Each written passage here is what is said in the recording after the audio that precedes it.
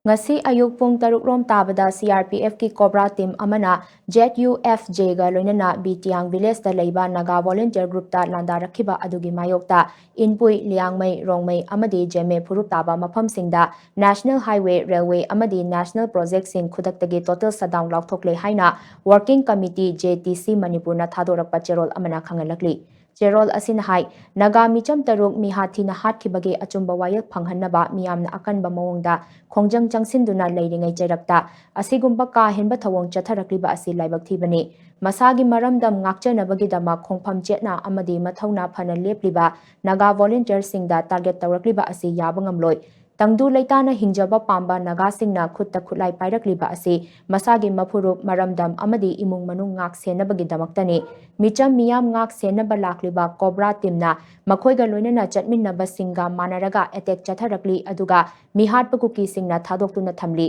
thawong sing asina maram oiraga khudakta emergency shutdown Laothokpa natana atopa pambai amata leite emergency shutdown asina medical school college PHED electricity telecommunication service na chingbadi konseloi ngasi mara leijadaba Naga singgi mathakta chatharakliba ka henba thawong asigi mayokta lengakna matik chaba action lokhatlaktriba phawba khongjang asi hanba leiroi hainasu cherol asina makhatana phongdorakli